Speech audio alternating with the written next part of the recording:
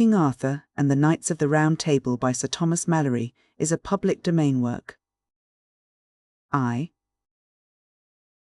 Merlin foretells birth of Arthur.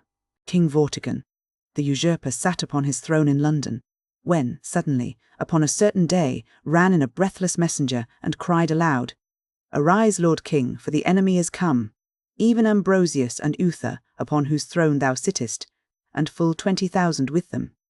And they have sworn by a great oath, Lord, to slay thee ere this year be done. And even now they march towards thee, as the north wind of winter for bitterness and haste." At those words Vortigern's face grew white as ashes, and, rising in confusion and disorder, he sent for all the best artificers and craftsmen and mechanics, and commanded them vehemently to go and build him straightway in the furthest west of his lands a great and strong castle, where he might fly for refuge and escape the vengeance of his master's sons. "And, moreover," cried he, "let the work be done within 100 days from now, or I will surely spare no life amongst you all." Then all the host of craftsmen, fearing for their lives, found out a proper site whereon to build the tower, and eagerly began to lay in the foundations. But no sooner were the walls raised up above the ground than all their work was overwhelmed and broken down by night invisibly, no man perceiving how, or by whom, or what. And the same thing happening again, and yet again, all the workmen, full of terror, sought out the king, and threw themselves upon their faces before him, beseeching him to interfere and help them, or to deliver them from their dreadful work. Filled with mixed rage and fear, the king called for the astrologers and wizards, and took counsel with them what these things might be, and how to overcome them. The wizards worked their spells and incantations, and in the end declared that nothing but the blood of a youth born without mortal father, smeared on the foundations of the castle, could avail to make it stand. Messengers were therefore sent forthwith through all the land to find, if it were possible, such a child. And, as some of them went down a certain village street, they saw a band of lads fighting and quarrelling, and heard them shout at one, "Avaunt, thou imp! Avaunt, son of no mortal man! Go, find thy father, and leave us in peace." At that the messengers looked steadfastly on the lad, and asked who he was. One said his name was Merlin, another that his birth and parentage were known by no man, a third that the foul fiend alone was his father. Hearing the things, the officers seized Merlin and carried him before the king by force. But no sooner was he brought to him than he asked in a loud voice for what cause he was thus dragged there. "My magicians," answered Vortigern, "told me to seek out a man that had no human father, and to sprinkle my castle with his blood, that it may stand." "Order those magicians," said Merlin, "to come before me, and I will convict them of a lie." The king was astonished at his words, but commanded the magicians to come and sit down before Merlin, who cried to them, "Because ye know not what it is that hinders the foundation of the castle, ye have advised my blood for a cement to it, as if that would avail. But tell me now rather what there is below that ground, for something there is surely underneath that will not suffer the tower to stand." The wizards at these words began to fear, and made no answer. Then said Merlin to the king, "I pray, Lord, that workmen may be ordered to dig deep down into the ground, till they shall come to a great pool of water." This then was done, and the pool discovered far beneath the surface of the ground.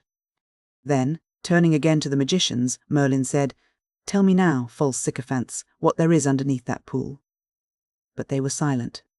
Then said he to the king, "Command this pool to be drained, and at the bottom shall be found 2 dragons, great and huge, which now are sleeping, but which at night awake and fight and tear each other. At their great struggle all the ground shakes and trembles, and so casts down thy towers, which, therefore, never yet could find secure foundations." The king was amazed at these words, but commanded the pool to be forthwith drained, and surely at the bottom of it did they presently discover the 2 dragons, fast asleep, as Merlin had declared. Vortigern sat upon the brink of the pool till night to see what else would happen. Then those 2 dragons, one of which was white, the other red, rose up and came near one another, and began a sore fight, and cast forth fire with their breath. But the white dragon had the advantage, and chased the other to the end of the lake. And he, for grief at his flight, turned back upon his foe, and renewed the combat, and forced him to retire in turn. But in the end the red dragon was worsted, and the white dragon disappeared, no man knew where. When their battle was done, the king desired Merlin to tell him what it meant, whereat he, bursting into tears, cried out this prophecy, which first foretold the coming of King Arthur.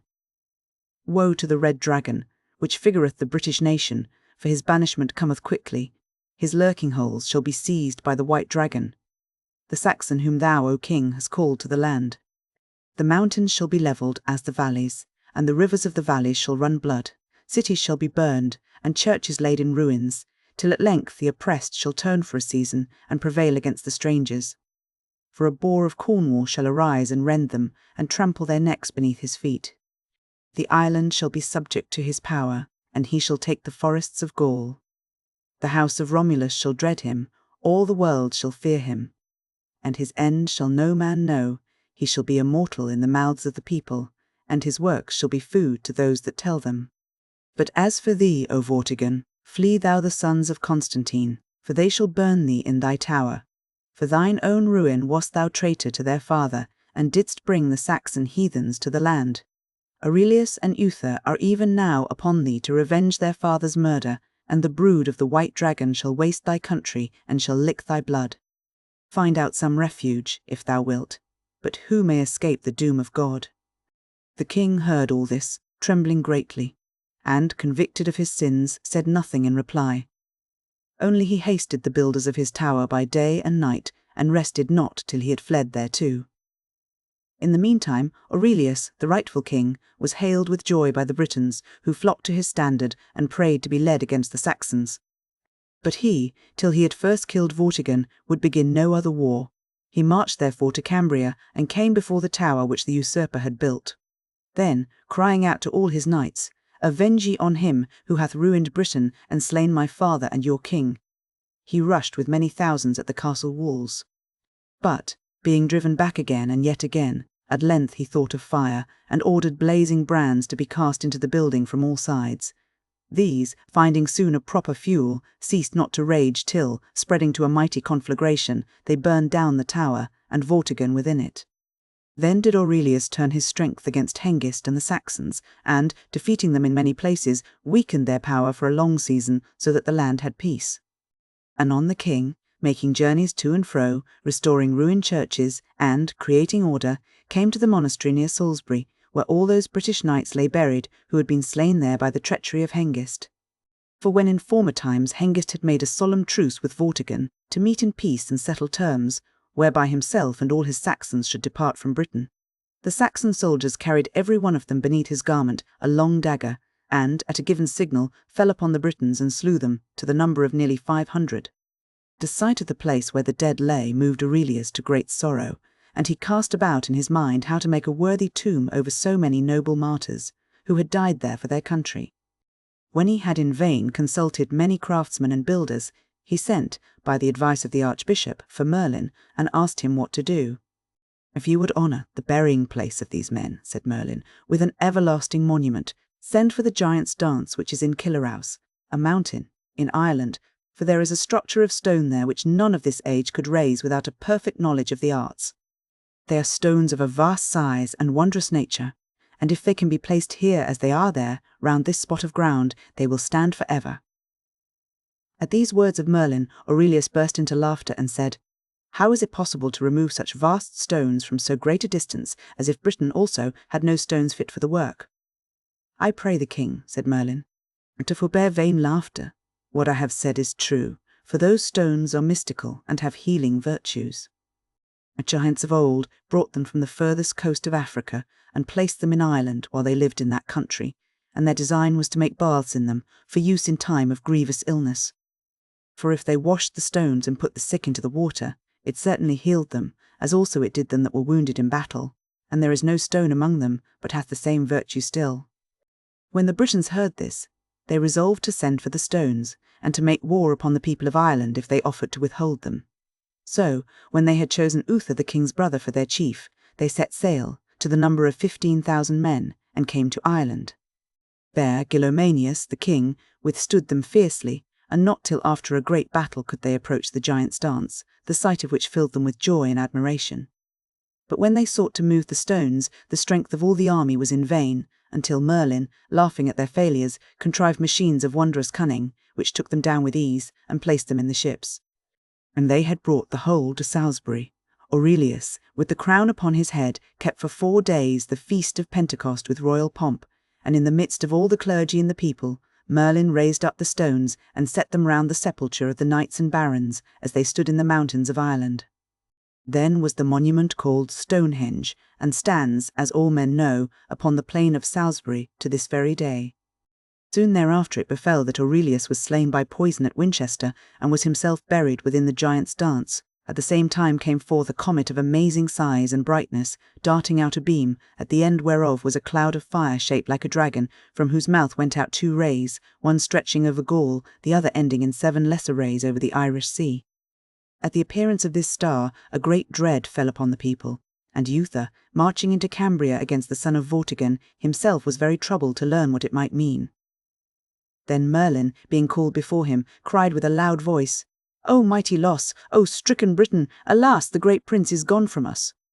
Aurelius Ambrosius is dead, whose death will be ours also, unless God help us. Haste, therefore, noble Uther, to destroy the enemy, the victory shall be thine, and thou shalt be king of all Britain. For the star with the fiery dragon signifies thyself, and the ray over Gaul portends that thou shalt have a son, most mighty, whom all those kingdoms shall obey which the ray covers." Thus, for the 2nd time, did Merlin foretell the coming of King Arthur. And Uther, when he was made king, remembered Merlin's words, and caused 2 dragons to be made in gold, in likeness of the dragon he had seen in the star. One of these he gave to Winchester Cathedral, and had the other carried into all his wars before him, whence he was ever after called Uther Pendragon, or the dragon's head. Now, when Uther Pendragon had passed through all the land and settled it, and even voyaged into all the countries of the Scots, and tamed the fierceness of that rebel people, he came to London, and ministered justice there. And it befell at a certain great banquet and high feast which the king made at Eastertide. There came, with many other earls and barons, Gorlois, Duke of Cornwall, and his wife Igerna, who was the most famous beauty in all Britain. And soon thereafter, Gorlois being slain in battle, Uther determined to make Igerna his own wife. But in order to do this, and enable him to come to her, for she was shut up in the high castle of Tintagel on the furthest coast of Cornwall, the king sent for Merlin to take counsel with him and to pray his help. This therefore Merlin promised him on one condition, namely, that the king should give him up the first son born of the marriage. For Merlin by his art foreknew that this firstborn should be the long-wished prince, King Arthur.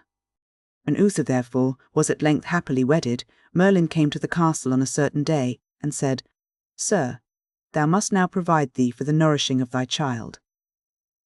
And the king, nothing doubting, said, "Be it as thou wilt." "I know a lord of thine in this land," said Merlin, "who is a man both true and faithful, let him have the nourishing of the child. His name is Sir Ector, and he hath fair possessions both in England and in Wales. And therefore the child is born, let him be delivered unto me, unchristened, at yonder postern gate, and I will bestow him in the care of this good knight." So when the child was born, the king bid 2 knights and 2 ladies to take it, bound in rich cloth of gold, and deliver it to a poor man whom they should discover at the postern gate. And the child being delivered thus to Merlin, who himself took the guise of a poor man, was carried by him to a holy priest, and christened by the name of Arthur, and then was taken to Sir Ector's house, and nourished at Sir Ector's wife's own breasts. And in the same house he remained privily for many years, no man soever knowing where he was, save Merlin and the king. Anon it befell that the king was seized by a lingering distemper, and the Saxon heathens, taking their occasion, came back from oversea, and swarmed upon the land, wasting it with fire and sword. When Uther heard thereof, he fell into a greater rage than his weakness could bear, and commanded all his nobles to come before him, that he might upbraid them for their cowardice. And when he had sharply and hotly rebuked them, he swore that he himself, nigh unto death although he lay, would lead them forth against the enemy. Then causing a horse-litter to be made, in which he might be carried, for he was too faint and weak to ride, he went up with all his army swiftly against the Saxons. But they, when they heard that Uther was coming in a litter, disdained to fight him, saying it would be shame for brave men to fight with one half dead. So they retired into their city, and, as it were in scorn of danger, left the gates wide open. But Uther straightway commanding his men to assault the town, they did so without loss of time, and had already reached the gates, when the Saxons, repenting too late of their haughty pride, rushed forth to the defence. The battle raged till night, and was begun again next day, But at last their leaders, Octa and Eosa, being slain, the Saxons turned their backs and fled, leaving the Britons a full triumph. The king at this felt so great joy that, whereas before he could scarce raise himself without help, he now sat upright in his litter by himself, and said, with a laughing and merry face, "They called me the half-dead king, and so indeed I was, but victory to me half-dead is better than defeat and the best health. For to die with honour is far better than to live disgraced." But the Saxons, although thus defeated, were ready still for war. Arthur would have pursued them, but his illness had by now so grown that his knights and barons kept him from the adventure. Whereat the enemy took courage, and left nothing undone to destroy the land, until, descending to the vilest treachery, they resolved to kill the king by poison. To this end, as he lay sick at Verulam, they sent and poisoned stealthily a spring of clear water, whence he was wont to drink daily, and so, on the very next day, he was taken with the pains of death, as were also 100 others after him, before the villainy was discovered, and heaps of earth thrown over the well. The knights and barons, full of sorrow, now took counsel together, and came to Merlin for his help to learn the king's will before he died, for he was by this time speechless. "Sirs, there is no remedy," said Merlin, "and God's will must be done, but be ye all tomorrow before him, for God will make him speak before he die." So on the morrow all the barons, with Merlin, stood round the bedside of the king, and Merlin said aloud to Uther, "Lord, shall thy son Arthur be the king of all this realm after thy days?" Then Uther Pendragon turned him about and said, "In the hearing of them all, God's blessing and mine be upon him. I bid him pray for my soul, and also that he claim my crown, or forfeit all my blessing." And with those words he died. Then came together all the bishops and the clergy, and great multitudes of people, and bewailed the king, and carrying his body to the convent of Ambrius, they buried it close by his brother's grave, within the Giant's Dance. The crowning Arthur Andth sword Excalibur. Now Arthur the prince had all this time been nourished in Sir Ector's house as his own son, and was fair and tall and comely, being of the age of 15 years, great in strength, gentle in manner, and accomplished in all exercises proper for the training of a knight. But as yet he knew not of his father, for Merlin had so dealt that none save Uther and himself knew aught about him. Wherefore it befell that many of the knights and barons who heard King Uther speak before his death, and call his son Arthur his successor, were in great amazement, and some doubted, and others were displeased.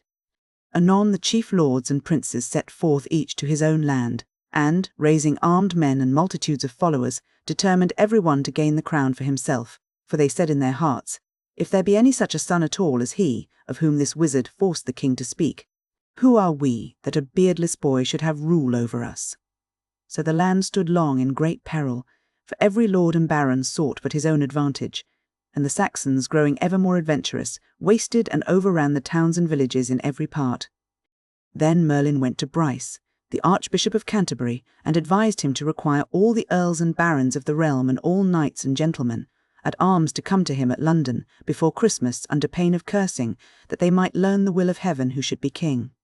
This, therefore, the Archbishop did, and upon Christmas Eve were met together in London all the greatest princes, lords, and barons, and long before day they prayed in St. Paul's Church, and the Archbishop besought heaven for a sign who should be lawful king of all the realm.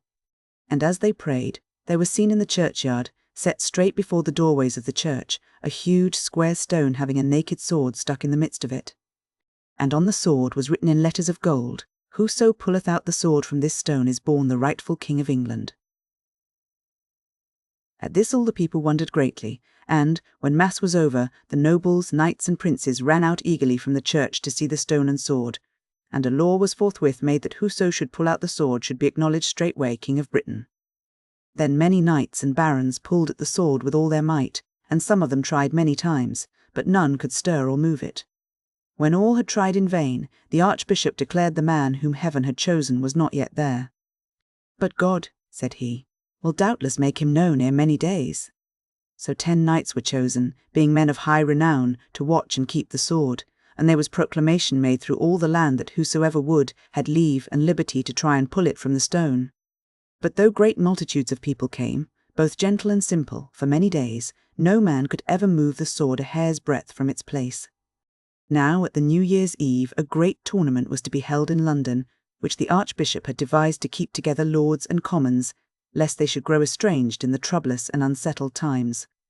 To the which tournament there came, with many other knights, Sir Ector, Arthur's foster father, who had great possessions near to London, and with him came his son, Sir Kay, but recently made knight, to take his part in the jousting, and young Arthur also to witness all the sports and fighting. But as they rode towards the jousts, Sir Kay found suddenly he had no sword, for he had left it at his father's house, and turning to young Arthur, he prayed him to ride back and fetch it for him. "I will with a good will," said Arthur, and rode fast back after the sword. But when he came to the house he found it locked and empty, for all were gone forth to see the tournament. Whereat, being angry and impatient, he said within himself, "I will ride to the churchyard and take with me the sword that sticketh in the stone, for my brother shall not go without a sword this day." So he rode and came to the churchyard, and alighting from his horse he tied him to the gate and went to the pavilion, which was pitched near the stone, wherein abode the 10 knights who watched and kept it, but he found no knights there, for all were gone to see the jousting. Then he took the sword by its handle, and lightly and fiercely he pulled it out of the stone, and took his horse and rode until he came to Sir Kay and delivered him the sword. But as soon as Sir Kay saw it, he knew well it was the sword of the stone, and riding swiftly to his father, he cried out, "Lo! Here, sir, is the sword of the stone, wherefore it is I who must be king of all this land." When Sir Ector saw the sword, he turned back straight with Arthur and Sir Kay, and came to the churchyard, and there alighting, they went all 3 into the church, and Sir Kay was sworn to tell truly how he came by the sword. Then he confessed it was his brother Arthur who had brought it to him. Whereat Sir Ector, turning to young Arthur, asked him, "How gottest thou the sword?" "Sir," said he, "I will tell you. When I went home to fetch my brother's sword, I found nobody to deliver it to me, for all were abroad to the jousts. Yet was I loath to leave my brother swordless, and, bethinking me of this one, I came hither eagerly to fetch it for him, and pulled it out of the stone without any pain." Then said Sir Ector, much amazed and looking steadfastly on Arthur, "If this indeed be thus, 'tis thou who shalt be king of all this land, and God will have it so, for none but he who should be rightful lord of Britain might ever draw this sword forth from that stone. But let me now with mine own eyes see thee put back the sword into its place, and draw it forth again." "That is no mastery," said Arthur, and straightway set it in the stone. And then Sir Ector pulled at it himself, and after him Sir Kay, with all his might, but both of them in vain. Then Arthur, reaching forth his hand and grasping at the pommel, pulled it out easily, and at once. Then fell Sir Ector down upon his knees upon the ground before young Arthur, and Sir Kay also with him, and straightway did him homage as their sovereign lord. But Arthur cried aloud, "Alas! Mine own dear father and my brother, why kneel ye thus to me?" "Nay, my lord Arthur," answered then Sir Ector, "we are of no blood kinship with thee, and little though I thought how high thy kin might be, yet wast thou never more than foster child of mine." And then he told him all he knew about his infancy, and how a stranger had delivered him, with a great sum of gold, into his hands to be brought up and nourished as his own born child, and then had disappeared. But when young Arthur heard of it, he fell upon Sir Ector's neck, and wept, and made great lamentation. "For now," said he, "I have in one day lost my father and my mother and my brother." "Sir," said Sir Ector presently, "when thou shalt be made king, be good and gracious unto me and mine." "If not," said Arthur, "I were no true man's son at all, for thou art he in all the world to whom I owe the most, and my good lady and mother, thy wife, hath ever kept and fostered me as though I were her own. So if it be God's will that I be king hereafter as thou sayest, desire of me whatever thing thou wilt, and I will do it, and God forbid that I should fail thee in it." "I will but pray," replied Sir Ector, "that thou wilt make my son Sir Kay, thy foster brother, seneschal of all the lands." "That shall he be," said Arthur, "and never shall another hold that office save thy son, while he and I do live." Anon they left the church and went to the Archbishop to tell him that the sword had been achieved. And when he saw the sword in Arthur's hand, he set a day and summoned all the princes, knights, and barons to meet again at St. Paul's Church and see the will of heaven signified.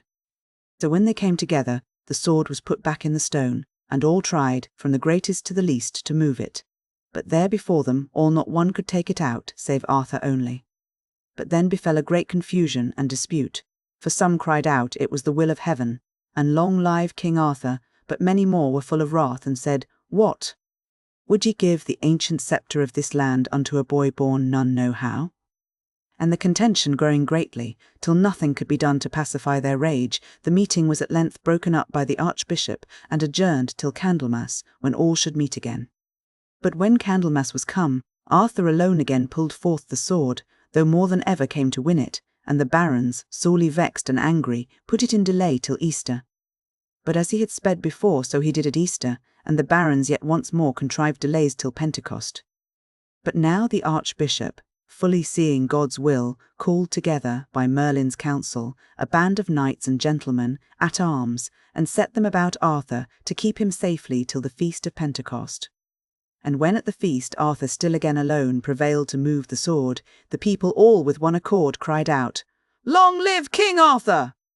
We will have no more delay, nor any other king, for so it is God's will, and we will slay whoso resisteth him and Arthur. And wherewithal they kneeled down all at once, and cried for Arthur's grace and pardon, that they had so long delayed him from his crown. Then he full sweetly and majestically pardoned them, and taking in his hand the sword, he offered it upon the high altar of the church. Anon was he solemnly knighted with great pomp by the most famous knight there present, and the crown was placed upon his head. And, having taken oath to all the people, lords and commons, to be true king and deal in justice only unto his life's end, he received homage and service from all the barons who held lands and castles from the crown. Then he made Sir Key, High Steward of England, and Sir Badewaine of Britain, Constable, and Sir Ulfius, Chamberlain. And after this, with all his court, and a great retinue of knights and armed men, he journeyed into Wales, and was crowned again in the old city of Caerleon, upon Usk. Meanwhile, those knights and barons who had so long delayed him from the crown, met together, and went up to the coronation feast at Caerleon, as if to do him homage, and there they ate and drank such things as were set before them at the royal banquet, sitting with the others in the great hall. And when after the banquet Arthur began, according to the ancient royal custom, to bestow great boons and fiefs on whom he would, they all with one accord rose up, and scornfully refused his gifts, crying that they would take nothing from a beardless boy come of low or unknown birth, but would instead give him good gifts of hard sword strokes between neck and shoulders. Whereat arose a deadly tumult in the hall, and every man there made him ready to fight.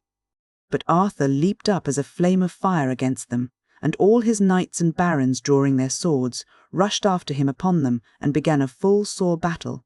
And presently the king's party prevailed, and drave the rebels from the hall and from the city, closing the gates behind them, and King Arthur brake his sword upon them in his eagerness and rage. But amongst them were 6 kings of great renown and might, who more than all raged against Arthur and determined to destroy him, namely King Lot, King Nantes, King Urien, King Carados, King Eda, and King Anguisant. These 6, therefore, joining their armies together, laid close siege to the city of Caerleon, wherefrom King Arthur had so shamefully driven them. And after 15 days, Merlin came suddenly into their camp, and asked them what this treason meant. Then he declared to them that Arthur was no base adventurer, but King Uther's son, whom they were bound to serve and honour, even though heaven had not vouchsafed the wondrous miracle of the sword. Some of the kings, when they heard Merlin speak thus, marvelled and believed him, but others, as King Lot, laughed him and his words to scorn, and mocked him for a conjurer and wizard. But it was agreed with Merlin that Arthur should come forth and speak with the kings. So he went forth to them to the city gate, and with him the Archbishop and Merlin, and Sir Key, Sir Brastias, and a great company of others. And he spared them not in his speech, but spoke to them as king and chieftain, telling them plainly he would make them all bow to him if he lived, unless they choose to do him homage there and then, and so they parted in great wrath, and each side armed in haste. What will ye do? Said Merlin to the kings. Ye had best hold your hands, for were ye 10 times as many ye should not prevail. Shall we be afraid of a dream reader? Quoth King Lot in scorn. With that Merlin vanished away and came to King Arthur. Then Arthur said to Merlin, I have need now of a sword that shall chastise these rebels terribly. Come then with me, said Merlin, for hard by there is a sword that I can gain for thee. So they rode out that night till they came to a fair and broad lake, and in the midst of it King Arthur saw an arm thrust up, clothed in white samite, and holding a great sword in the hand. "Lo, yonder is the sword I spoke of," said Merlin. Then saw they a damsel floating on the lake in the moonlight. "What damsel is that?" said the king. "The Lady of the Lake," said Merlin, "for upon this lake there is a rock, and on the rock a noble palace where she abideth, and she will come towards thee presently, when thou shalt ask her courteously for the sword." Therewith the damsel came to King Arthur, and saluted him, and he saluted her, and said, "Lady, what sword is that the arm holdeth above the water?" "I would that it were mine, for I have no sword." "Sir King," said the Lady of the Lake, "that sword is mine, and if thou wilt give me in return a gift whenever I shall ask it of thee, thou shalt have it." "By my faith," said he, "I will give thee any gift that thou shalt ask." "Well," said the damsel, "go into yonder barge, and row thyself unto the sword, and take it and the scabbard with thee, and I will ask my gift of thee when I see my time."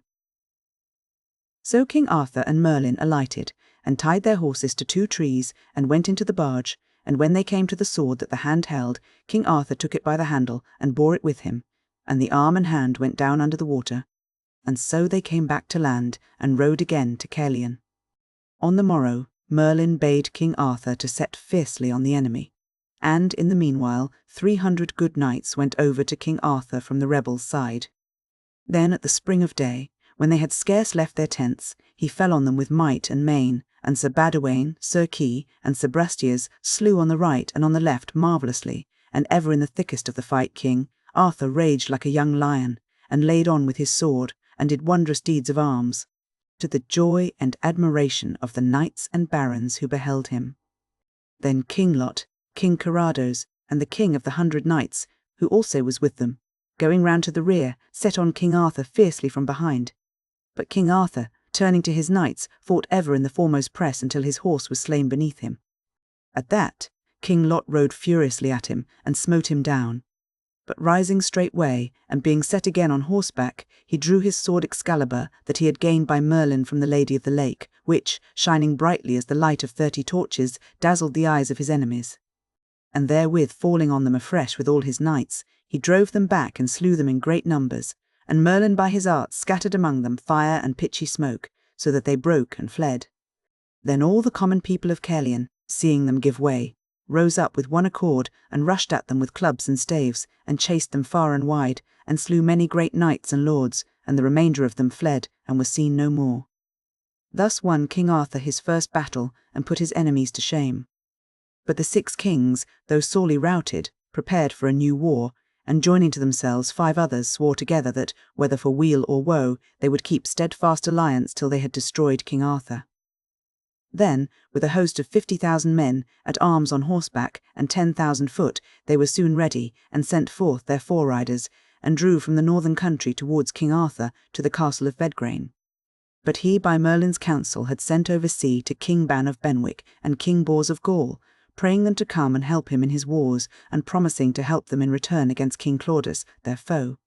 To which those kings made answer that they would joyfully fulfil his wish, and shortly after came to London with 300 knights, well arrayed for both peace and war, leaving behind them a great army on the other side of the sea, till they had consulted with King Arthur and his ministers how they might best dispose of it. And Merlin, being asked for his advice and help, agreed to go himself and fetch it over sea to England, which in one night he did, and brought with him 10,000 horsemen, and led them northward privately to the forest of Bedgraine, and there lodged them in a valley secretly.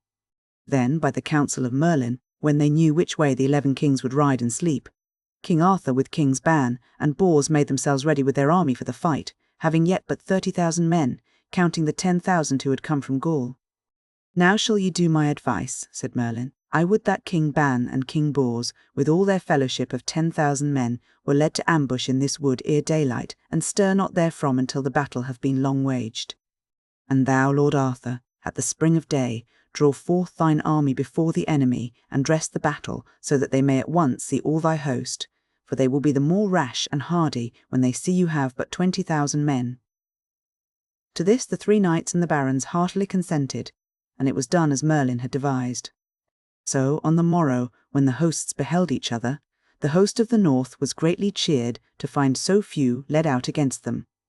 Then gave King Arthur the command to Sir Ulfius and Sir Brastias to take 3,000 men, at arms, and to open battle. They therefore, setting fiercely on the enemy, slew them on the right hand and the left, till it was wonderful to see their slaughter. When the 11 kings beheld so small a band doing such mighty deeds of arms, they were ashamed, and charged them fiercely in return. Then was Sir Ulfius' horse slain under him, but he fought well and marvellously on foot against Duke Eustace and King Clariance, who set upon him grievously, till Sir Brastias, seeing his great peril, pricked towards them swiftly, and so smote the Duke through with his spear, that horse and man fell down and rolled over. Whereat King Clariance turned upon Sir Brastias, and rushing furiously together, they each unhorsed the other, and fell both to the ground, and there lay a long time stunned, their horses' knees being cut to the bone. Then came Sir Kay, the seneschal, with 6 companions, and did wondrous well, till the 11 kings went out against them and overthrew Sir Griflet and Sir Lucas the butler. And when Sir Kay saw Sir Griflet unhorsed and on foot, he rode against King Nantus hotly, and smote him down, and led his horse to Griflet and horsed him again. With the same spear did Sir Kay smite down King Lot and wounded him full sore. But seeing that, the King of the 100 Knights rushed at Sir Kay and overthrew him in return, and took his horse and gave it to King Lot. And when Sir Griflet saw Sir Kay's mischance, he set his spear in rest, and riding at a mighty man, at arms, he cast him down headlong and caught his horse and led it straightway to Sir Kay. And now the battle was growing perilous and hard, and both sides fought with rage and fury. And Sir Ulfius and Sir Brastias were both afoot, and in great danger of their death, and foully stained and trampled under horses' feet. Then King Arthur, putting spurs to his horse, rushed forward like a lion into the midst of all the melee, and singling out King Cradlement of North Wales, smote him through the left side and overthrew him, and taking his horse by the rein he brought it to Sir Ulfius in haste, and said, "Take this horse, mine old friend, for thou hast great need of one, and charge by side of me." And even as he spoke he saw Sir Ector, Sir Kay's father, smitten to the earth by the King of the 100 Knights, and his horse taken to King Cradlement. But when King Arthur saw him ride upon Sir Ector's horse, his wrath was very great, and with his sword he smote King Cradlement upon the helm, and shore off the 4th part thereof, and of the shield, and drave the sword onward to the horse's neck, and slew the horse, and hurled the king upon the ground. And now the battle waxed so great and furious that all the noise and sound thereof rang out by water and by wood, so that kings, ban and boors, with all their knights and men, at arms in ambush, hearing the tumult and the cries, trembled and shook for eagerness, and scarce could stay in secret, but made them ready for the fray, and dressed their shields and harness. But when King Arthur saw the fury of the enemy, he raged like a mad lion, and stirred and drove his horse now here, now there, to the right hand and to the left, and stayed not in his wrath till he had slain full 20 knights. He wounded also King Lot so sorely in the shoulder that he left the field, and in great pain and dolour cried out to the other kings, "Do ye as I devise, or we shall be destroyed. I, with the King of the 100 Knights, King Anguisant, King Ida, and the Duke of Cambinet, will take 15,000 men and make a circuit, meanwhile that ye do hold the battle with 12,000. Then coming suddenly, we will fall fiercely on them from behind and put them to the rout, but else shall we never stand against them." So Lot and 4 kings departed with their party to one side, and the 6 other kings dressed their ranks against King Arthur and fought long and stoutly. But now kings Ban and Bors, with all their army fresh and eager, broke from their ambush and met face to face the 5 kings and their host as they came round behind, and then began a frantic struggle with breaking of spears and clashing of swords and slaying of men and horses. Anon King Lot, espying in the midst King Bors, cried out in great dismay, "Our Lady now defend us from our death and fearful wounds, our peril groweth great, for yonder cometh one of the worshipfullest kings and best knights in all the world." "Who is he?" said the King of the 100 Knights. "It is King Bors of Gaul," replied King Lot, "and much I marvel how he may have come with all his host into this land without our knowledge." "Aha!" cried King Carados, "I will encounter with this king if ye will rescue me when there is need." "Ride on," said they. So King Carados and all his host rode softly till they came within a bow-shot of King Bors, and then both hosts, spurring their horses to their greatest swiftness, rushed at each other. And King Bors encountered in the onset with a knight, and struck him through with a spear, so that he fell dead upon the earth. Then drawing his sword, he did such mighty feats of arms that all who saw him gazed with wonder. Anon King Ban came also forth upon the field with all his knights, and added yet more fury, sound, and slaughter, till at length both hosts of the 11 kings began to quake, and drawing all together into one body, they prepared to meet the worst, while a great multitude already fled. Then said King Lot, Lords, we must take yet other means, or worse loss still awaits us. See ye not what people we have lost in waiting on the footmen, and that it costs 10 horsemen to save one of them? Therefore it is my counsel to put away our footmen from us, for it is almost night, and King Arthur will not stay to slaughter them, so they can save their lives in this great wood hard by. Then let us gather into one band all the horsemen that remain, and whoso breaketh rank or leaveth us, let him be straightway slain by him that seeth him, for it is better that we slay a coward than through a coward be all slain. How say ye? Said King Lot. Answer me, all ye kings. It is well said, replied they all. And swearing they would never fail each other, they mended and set right their armour and their shields, and took new spears, and set them steadfastly against their thighs, waiting, and so stood still as a clump of trees stands on the plain, and no assaults could shake them. They held so hard together, which when King Arthur saw he marvelled greatly, and was very wroth. Yet, cried he, I may not blame them by my faith, for they do as brave men ought to do, and are the best fighting men and knights of most prowess that I ever saw or heard tell of. And so said also Kings Ban and Bors, and praised them greatly for their noble chivalry. But now came 40 noble knights out of King Arthur's host, and prayed that he would suffer them to break the enemy. And when they were allowed, they rode forth with their spears upon their thighs, and spurred their horses to their hottest.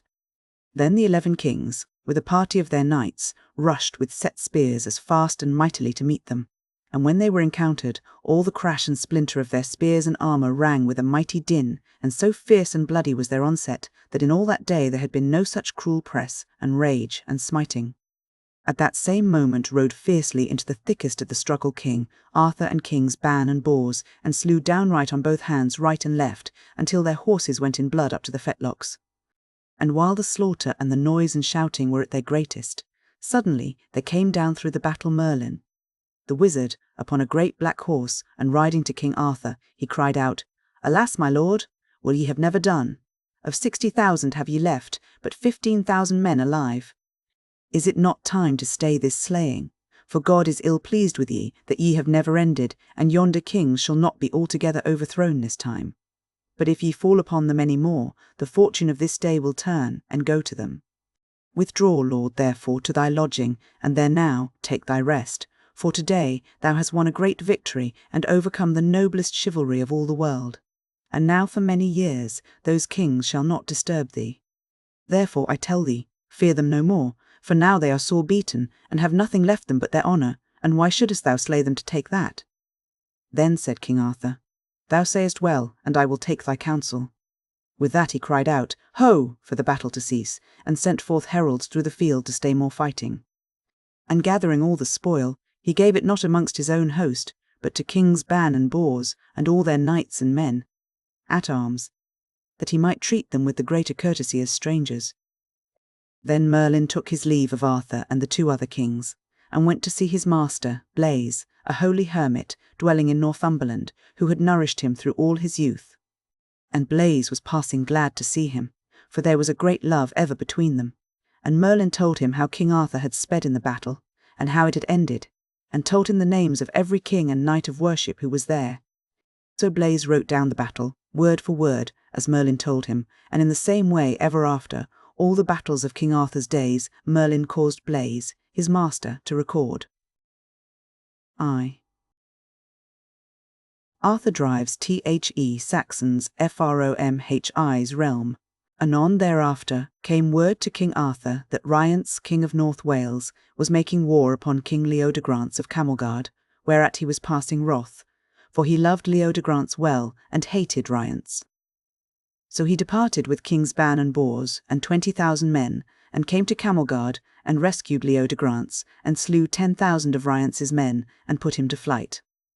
Then Leodegrance made a great festival to the 3 kings, and treated them with every manner of mirth and pleasure which could be devised. And there had King Arthur the first sight of Guinevere, daughter of Leodegrance, whom in the end he married, as shall be told hereafter. Then did Kings Ban and Bors take leave, and went to their own country, where King Claudas worked great mischief. And King Arthur would have gone with them, but they refused him, saying, Nay, ye shall not at this time, for ye have yet much to do in these lands of your own. And we, with the riches we have won here by your gifts, shall hire many good knights, and by the grace of God withstand the malice of King Claudas. And if we have need, we will send to ye for succour. And likewise ye, if ye have need, send for us, and we will not tarry by the faith of our bodies. When the two kings had left, King Arthur rode to Caerleon, and thither came to him his half-sister Bellicent, wife to King Lot, sent as a messenger, but in truth to espy his power, and with her came a noble retinue, and also her 4 sons, Gawain, Gaheris, Agravain, and Gareth. But when she saw King Arthur and his nobleness, and all the splendour of his knights and service, she forbore to spy upon him as a foe, and told him of her husband's plots against him and his throne. And the king, not knowing that she was his half-sister, made great court to her, and being full of admiration for her beauty, loved her out of measure, and kept her a long season at Caerleon. Wherefore her husband, King Lot, was more than ever King Arthur's enemy, and hated him till death with a passing great hatred.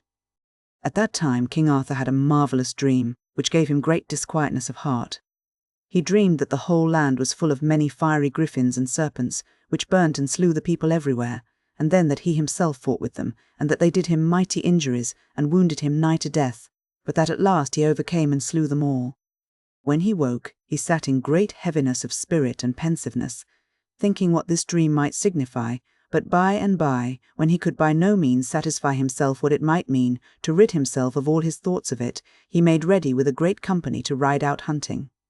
As soon as he was in the forest, the king saw a great hart before him, and spurred his horse, and rode long eagerly after it, and chased until his horse lost breath and fell down dead from under him.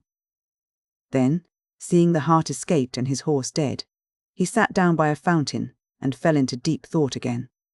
And as he sat there alone, he thought he heard the noise of hounds, as it were some 30 couple in number. And looking up, he saw coming towards him the strangest beast that ever he had seen or heard tell of, which ran towards the fountain and drank of the water. Its head was like a serpent's, with a leopard's body and a lion's tail, and it was footed like a stag, and the noise was in its belly, as it were the baying or questing of 30 couple of hounds. While it drank, there was no noise within it, but presently, having finished, it departed with a greater sound than ever. The king was amazed at all this, but being greatly wearied, he fell asleep, and was before long waked up by a knight on foot, who said, "Knight, full of thought and sleepy, tell me if thou sawest a strange beast pass this way." "Such a one I saw," said King Arthur to the knight, "but that is now 2 miles distant at the least."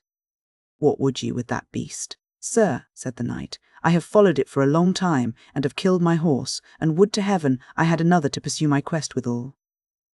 At that moment came a yeoman with another horse for the king, which, when the knight saw, he earnestly prayed to be given him. "For I have followed this quest," said he, 12 months, and either I shall achieve him or bleed of the best blood of my body. It was King Pellinore, who at that time followed the questing beast, but neither he nor King Arthur knew each other. "Sir Knight," said King Arthur, "leave that quest and suffer me to have it, and I will follow it other 12 months. "Ah, fool," said the knight, "thy desire is utterly in vain, for it shall never be achieved but by me or by my next of kin." Therewith he started to the king's horse and mounted to the saddle, crying out, "Gramercy, this horse is mine. Thou mayest take my horse by force, and I will not say nay, but till we prove whether thou or I be best on horseback, I shall not rest content." "Seek me here," said the knight, "whenever thou wilt, and here by this fountain thou shalt find me." And so he passed forth on his way. Then sat King Arthur in a deep fit of study, and bade his yeomen fetch him yet another horse as quickly as they could. And when they left him all alone, came Merlin, disguised as a child of 14 years of age, and saluted the king, and asked him why he was so pensive and heavy. "I may well be pensive and heavy," he replied, "for here even now I have seen the strangest sight I ever saw."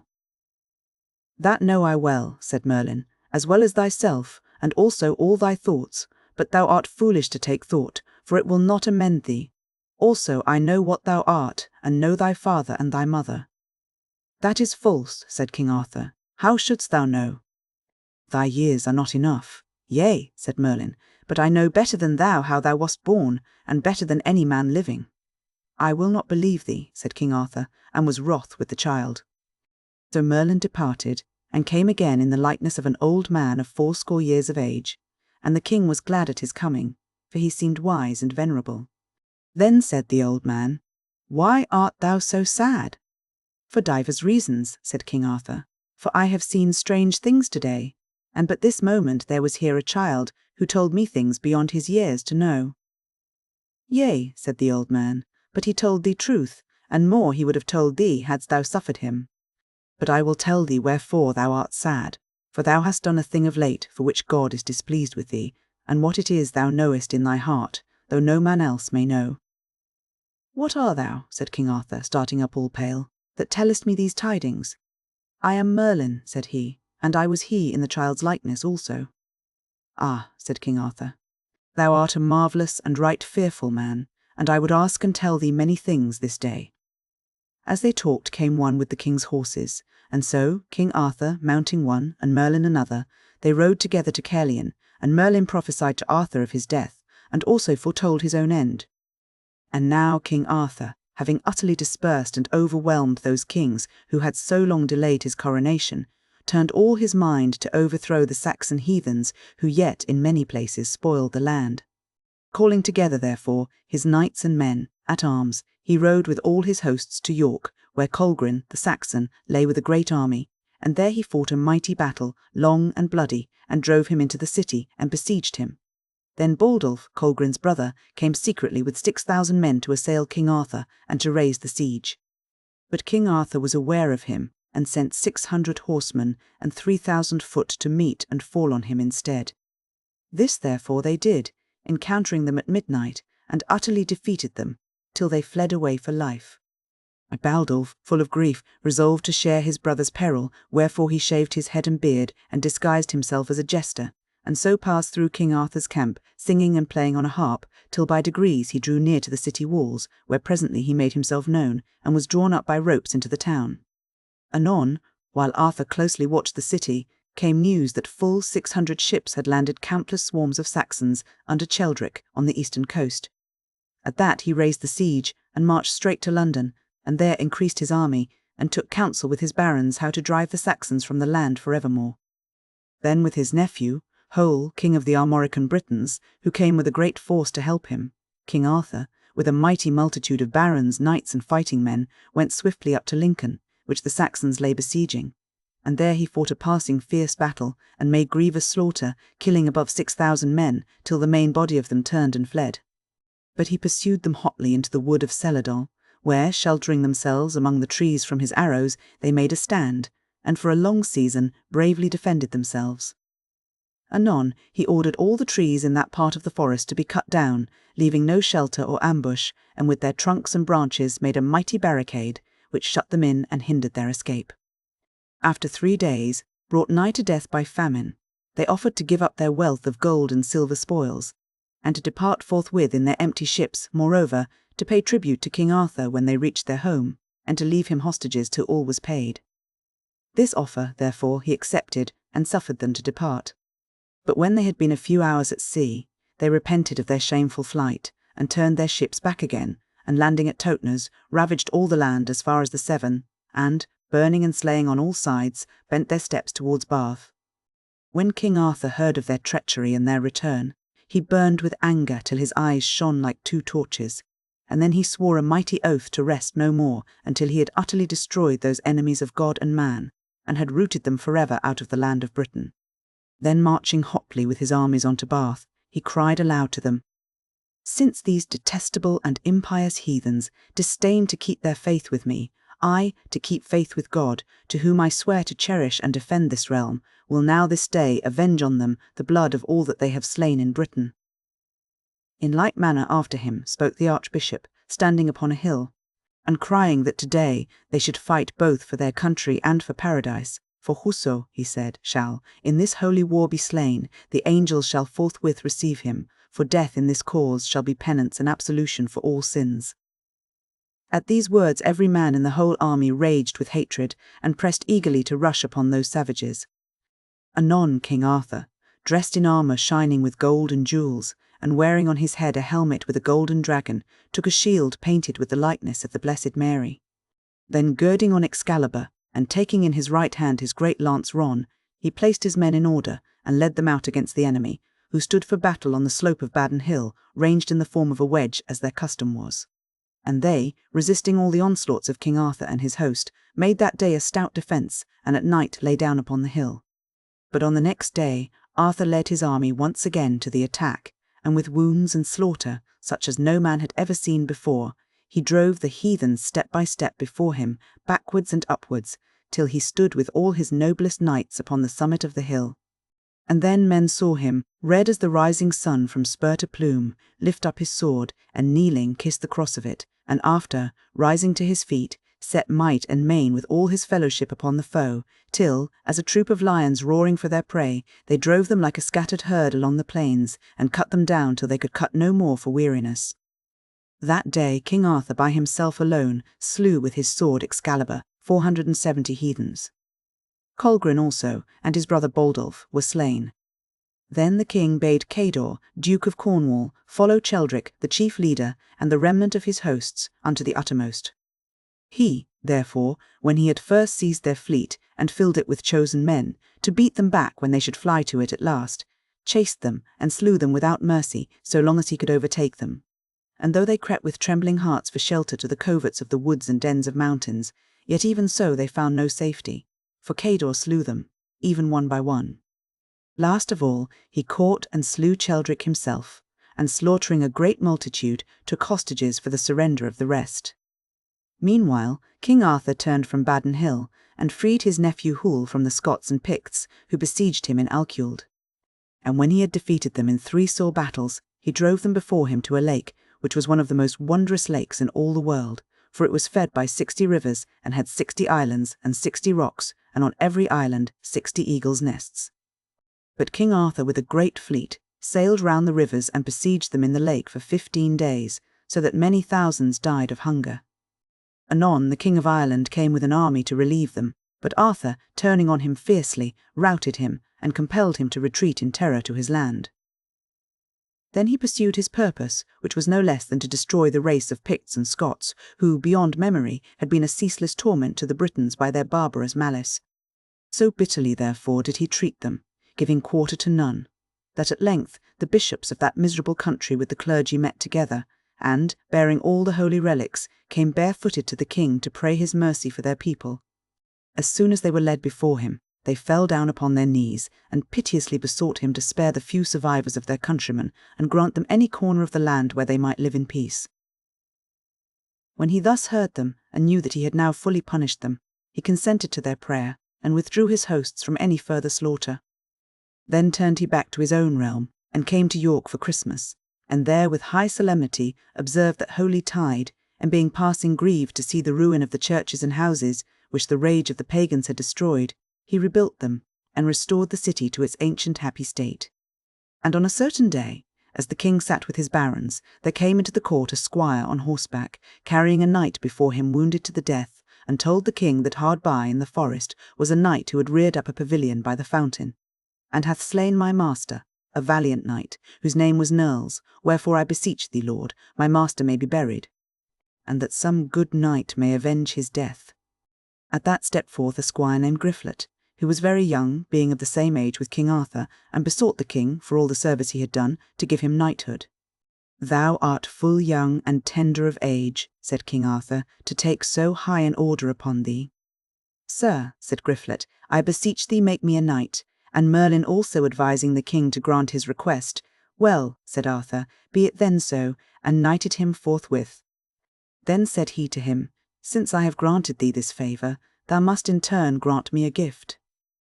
Whatsoever thou wilt, my lord, replied Sir Griflet.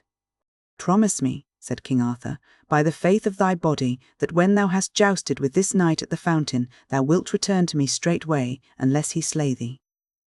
I promise, said Sir Griflet, and taking his horse in haste, he dressed his shield, and took a spear in his hand, and rode full gallop till he came to the fountain, by the side of which he saw a rich pavilion, and a great horse standing well saddled and bridled, and on a tree close by there hung a shield of many colours and a long lance.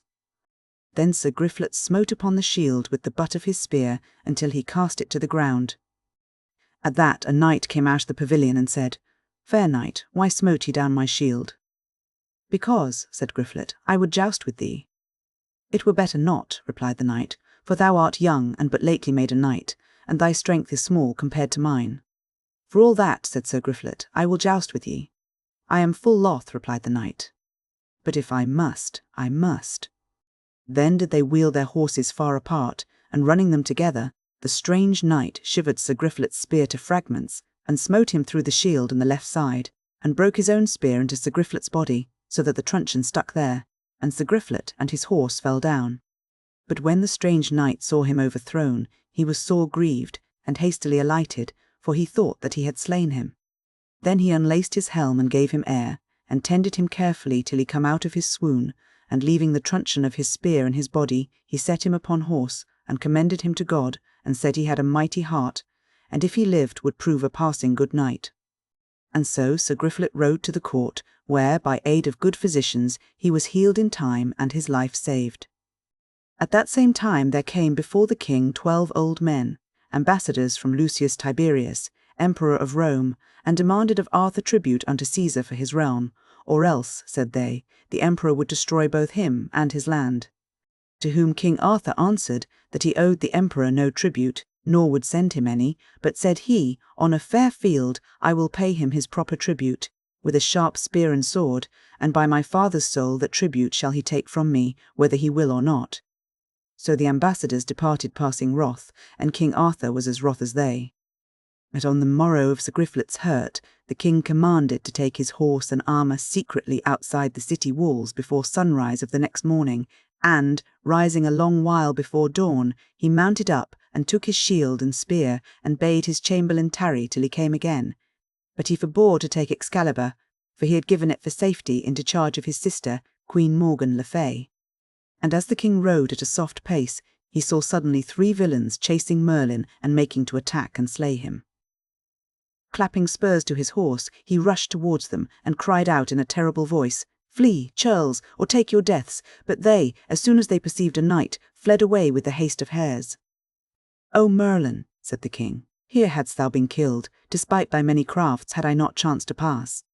"Not so," said Merlin, "for when I would, I could have saved myself, but thou art nearer to thy death than I, for without special help from heaven thou ridest now towards thy grave." And as they were thus talking, they came to the fountain and the rich pavilion pitched beside it, and saw a knight sitting all armed on a chair in the opening of the tent.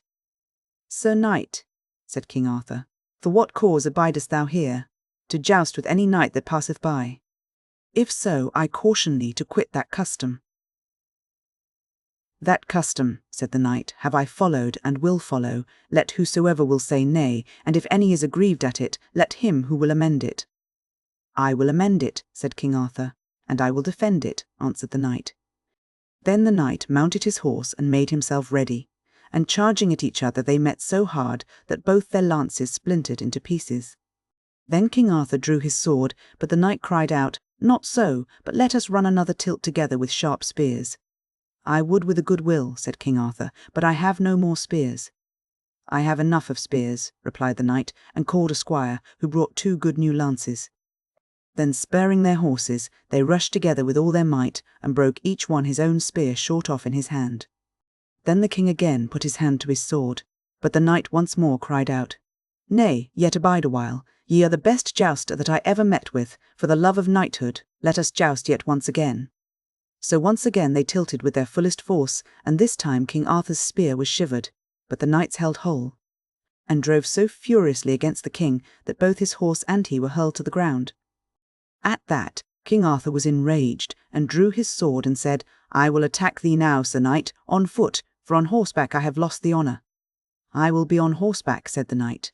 But when he saw him come on foot, he lighted from his horse, thinking it shame to have so great advantage. And then began they a strong battle, with many great strokes and grievous blows, and so hewed with their swords that the fragments of their armour flew about the fields, and both so bled that all the ground around was like a marsh of blood. Thus they fought long and mightily, and anon, after brief rest, fell to again, and so hurtled together like 2 wild boars that they both rolled to the ground. At last their swords clashed furiously together, and the knight's sword shivered the king's in 2. Then said the knight, Now art thou in my power to save thee or to slay. Yield therefore as defeated, and a recreant knight, or thou shalt surely die. As for death, replied King Arthur, welcome be it when it cometh. But as for yielding me to thee as a recreant, because of this poor accident upon my sword, I had far liefer die than be so shamed. So saying, he sprang on the knight, and took him by the middle, and threw him down, and tore off his helm. But the knight, being a huge man, wrestled and struggled in a frenzy with the king until he brought him under, and tore off his helm in turn, and would have smitten off his head. At that came Merlin and said, Knight, hold thy hand, for if thou slayest yonder knight, thou puttest all this realm to greater loss and damage than ever realm was in, for he is a man of greater worship than thou dreamest of. Who then is he? Cried the knight. Then would he have slain him for dread of his wrath, but Merlin cast a spell upon the knight, so that he fell suddenly to the earth in a deep sleep. Then raising up the king, he took the knight's horse for himself and rode away. Alas, said King Arthur, what hast thou done, Merlin? Hast thou slain this good knight by thy crafts? There never lived a better knight. I had rather lose my kingdom for a year than have him dead.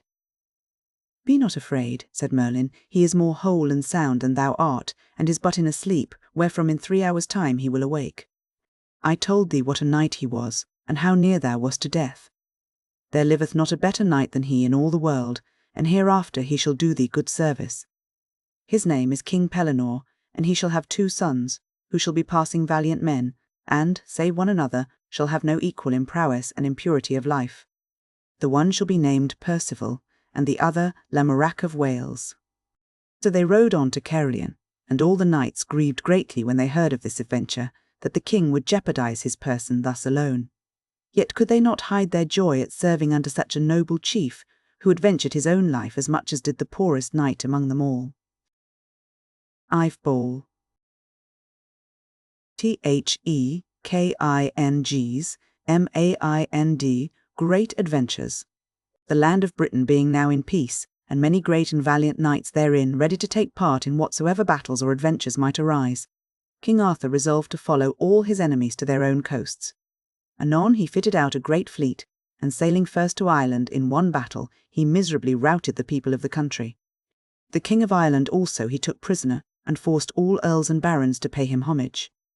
Having conquered Ireland, he went next to Iceland and subdued it also, and the winter being then arrived, returned to Britain.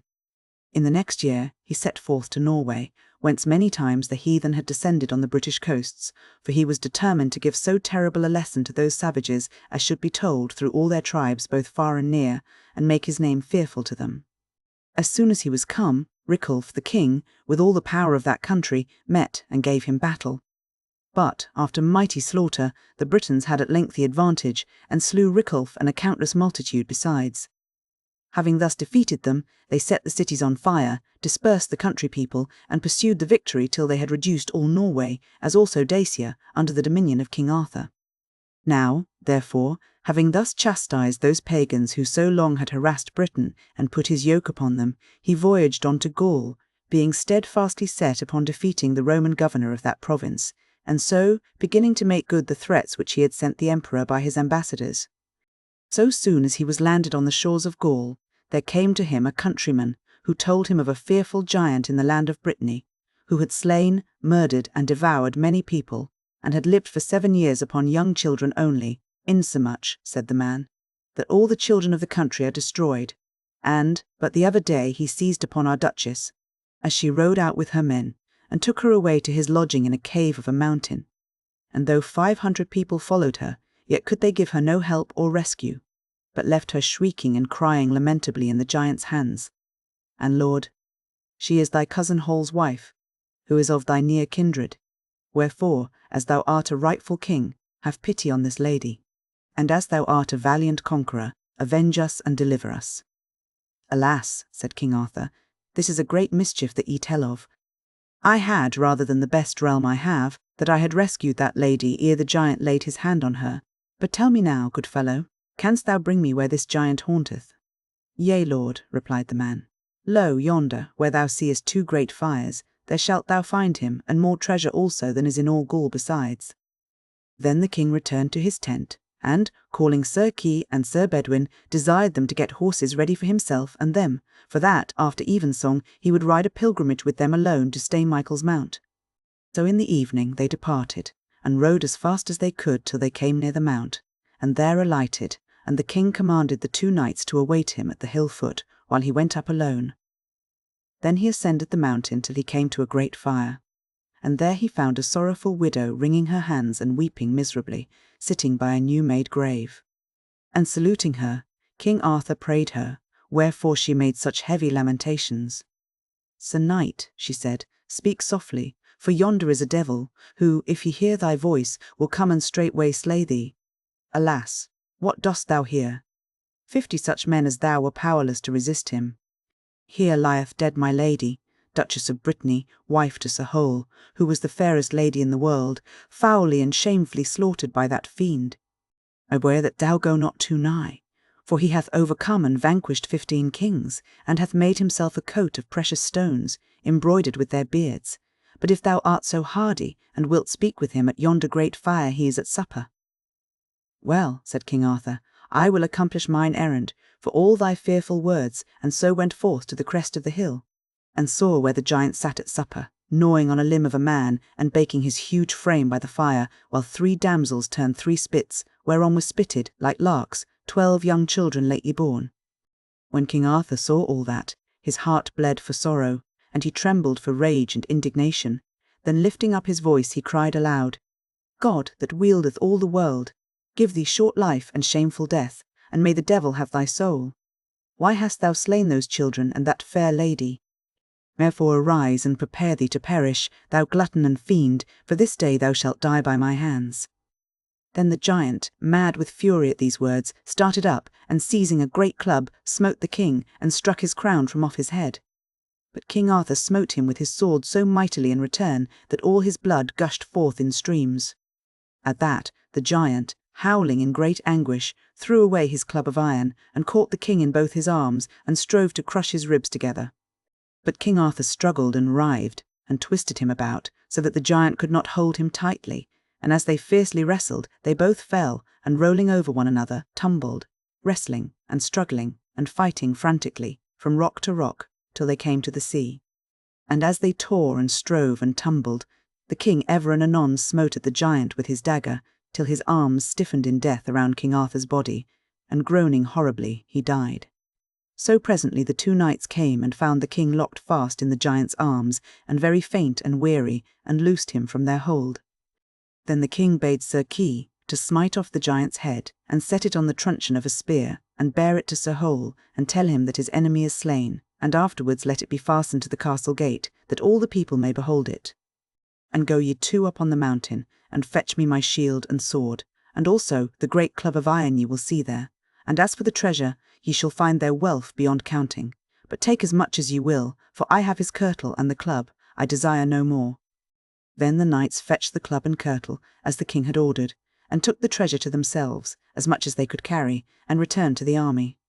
But when this deed was noised abroad, all the people came in multitudes to thank the king, who told them to give thanks to God, and to divide the giant's spoils amongst them equally. And King Arthur desired Sir Hole to build a church upon the mount, and dedicate it to the Archangel Michael. On the morrow all the host moved onwards into the country of Champagne, and Flollo, the Roman tribune, retired before them into Paris. But while he was preparing to collect more forces from the neighbouring countries, King Arthur came upon him unawares, and besieged him in the town. And when a month had passed, Flollo, full of grief at the starvation of his people, who died in hundreds day by day, sent to King Arthur, and desired that they 2 might fight together, for he was a man of mighty stature and courage, and thought himself sure of the victory. This challenge, King Arthur, full weary of the siege, accepted with great joy, and sent back word to Flollo that he would meet him whensoever he appointed. And a truce being made on both sides, they met together the next day on the island without the city, where all the people also were gathered to see the issue. And as the king and Flollo rode up to the lists, each was so nobly armed and horsed, and sat so mightily upon his saddle that no man could tell which way the battle would end. When they had saluted one another, and presented themselves against each other with their lances aloft, they put spurs to their horses, and began a fierce encounter. But King Arthur, carrying his spear more warily, struck it on the upper part of Flollo's breast and flung him from his saddle to the earth. Then drawing his sword, he cried to him to rise and rushed upon him. But Flollo, starting up, met him with his spear couched and pierced the breast of King Arthur's horse and overthrew both horse and man. The Britons, when they saw their king upon the ground, could scarcely keep themselves from breaking up the truce and falling on the Gauls. But as they were about to burst the barriers and rush upon the lists, King Arthur hastily arose and, guarding himself with his shield, ran with speed on Flollo. And now they renewed the assault with great rage, being sorely bent upon each other's death. At length, Flollo, seizing his advantage, gave King Arthur a huge stroke upon the helm, which nigh overthrew him, and drew forth his blood in streams. But when King Arthur saw his armour and shield all red with blood, he was inflamed with fury, and lifting up Excalibur on high, with all his might, he struck straight through the helmet into Flollo's head, and smote it into halves, and Flollo, falling backwards, and tearing up the ground with his spurs, expired. As soon as this news spread, the citizens all ran together, and, opening the gates, surrendered the city to the conqueror. And when he had overrun the whole province with his arms, and reduced it everywhere to subjection, he returned again to Britain, and held his court at Caerleon with greater state than ever. Anon he invited thereto all the kings, dukes, earls, and barons who owed him homage, that he might treat them royally and reconcile them to each other, and to his rule. And never was there a city more fit and pleasant for such festivals. For on one side it was washed by a noble river, so that the kings and princes from the countries beyond sea might conveniently sail up to it, and on the other side the beauty of the groves and meadows, and the stateliness and magnificence of the royal palaces with lofty gilded roofs, made it even rival the grandeur of Rome. It was famous also for 2 great and noble churches, whereof one was built in honour of the martyr Julius, and adorned with a choir of virgins who had devoted themselves wholly to the service of God, and the other, founded in memory of stained Aaron, his companion, maintained a convent of canons, and was the 3rd metropolitan church of Britain. Besides, there was a college of 200 philosophers, learned in astronomy, and all the other sciences and arts. In this place, therefore, full of such delights, King Arthur held his court, with many jousts and tournaments, and royal huntings, and rested for a season after all his wars. And on a certain day there came into the court a messenger from Rience, King of North Wales, bearing this message from his master, that King Rience had discomfited 11 kings, and had compelled each one of them to cut off his beard, that he had trimmed a mantle with these beards, and lacked but one more beard to finish it, and that he therefore now sent for King Arthur's beard, which he required of him forthwith, or else he would enter his lands and burn and slay, and never leave them till he had taken by force not his beard only, but his head also. When King Arthur heard these words he flushed all scarlet, and rising in great anger said, Well, it is for thee that thou speakest another man's words with thy lips, and not thine own. Thou hast said thy message, which is the most insolent and villainous that ever man heard sent to any king. Now hear my reply. My beard is yet too young to trim that mantle of thy master's with, yet young although I be, I owe no homage either to him or any man, nor will ever owe. But young although I be, I will have thy master's homage upon both his knees before this year be past, or else he shall lose his head by the faith of my body, for this message is the shamefullest I ever heard speak of. I see well thy king hath never yet met with a worshipful man, but tell him that King Arthur will have his head or his worship right soon. Then the messenger departed, and Arthur, looking round upon his knights, demanded of them if any there knew this King Rience. Yea, answered Sir Norrin, I know him well, and there be few better or stronger knights upon a field than he, and he is passing proud and haughty in his heart, wherefore I doubt not, Lord, he will make war on thee with mighty power. Well, said King Arthur, I shall be ready for him, and that shall he find. While the king thus spoke, there came into the hall a damsel having on a mantle richly furred, which she let fall, and showed herself to be girded with a noble sword. The king being surprised at this, said, Damsel, wherefore art thou girt with that sword? For it beseemeth thee not. Sir, said she, I will tell thee.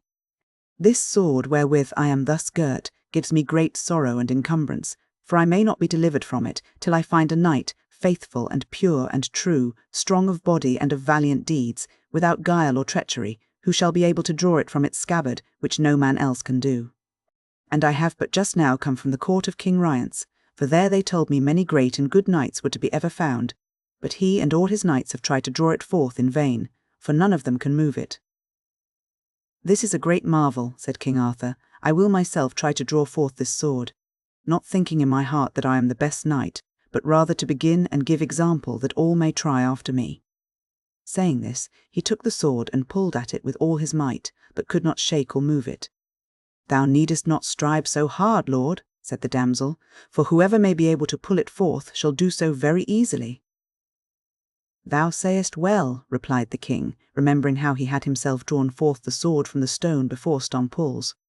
"Now try ye all, my barons, but beware ye be not stained with shame, or any treachery or guile." And turning away his face from them, King Arthur mused full heavily on sins within his breast he knew of, and which his failure brought to mind right sadly.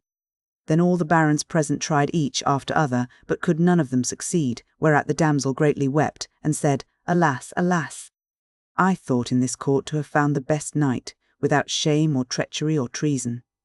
Now by chance there was at that time a poor knight with King Arthur, who had been prisoner at his court for half a year or more, charged with slaying unawares a knight who was a cousin of the king's. He was named Merlin le Savage, and had been by the good offices of the barons delivered from prison, for he was of good and valiant address and gentle blood. He being secretly present at the court saw this advantage, and felt his heart rise high within him, and longed to try the sword as did the others. But being poor and poorly clad, he was ashamed to come forward in the press of knights and nobles. But in his heart he felt assured that he could do better, if heaven willed, than any knight among them all. So as the damsel left the king, he called to her and said, "Damsel, I pray thee of thy courtesy, suffer me to try the sword as well as all these lords, for though I be but poorly clad, I feel assurance in my heart." The damsel looked at him, saw in him a likely and an honest man, but because of his poor garments could not think him to be any knight of worship, and said, "Sir, there is no need to put me to any more pain or labour. Why shouldst thou succeed where so many worthy ones have failed?" "Ah, fair lady," answered Merlin, "worthiness and brave deeds are not shown by fair raiment, but manhood and truth lie hid within the heart. There be many worshipful knights unknown to all the people." "By my faith thou sayest truth," replied the damsel. "Try therefore, if thou wilt, what thou canst do." So Balin took the sword by the girdle and hilt, and drew it lightly out, and looking on its workmanship and brightness, it pleased him greatly. But the king and all the barons marvelled at Sir Balin's fortune, and many knights were envious of him, for, "Truly," said the damsel, "this is a passing good knight, and the best man I have ever found, and the most worshipfully free from treason, treachery, or villainy, and many wonders shall he achieve. Now, gentle and courteous knight," continued she, turning to Balin, "give me the sword again." "Nay," said Sir Balin, "save it be taken from me by force, I shall preserve this sword for evermore." "Thou art not wise," replied the damsel, "to keep it from me, for if thou wilt do so, thou shalt slay with it the best friend thou hast, and the sword shall be thine own destruction also." "I will take whatever adventure God may send," said Balin, "but the sword will I keep by the faith of my body." "Thou wilt repent it shortly," said the damsel. "I would take the sword for thy sake rather than for mine, for I am passing grieved and heavy for thy sake, who wilt not believe the peril I foretell thee." With that she departed, making great lamentation. Then Balin sent for his horse and armour, and took his leave of King Arthur, who urged him to stay at his court. "For," said he, "I believe that thou art displeased that I showed thee unkindness. Blame me not overmuch, for I was misinformed against thee, and knew not truly what a knight of worship thou art. Abide in this court with my good knights, and I will so advance thee that thou shalt be well pleased."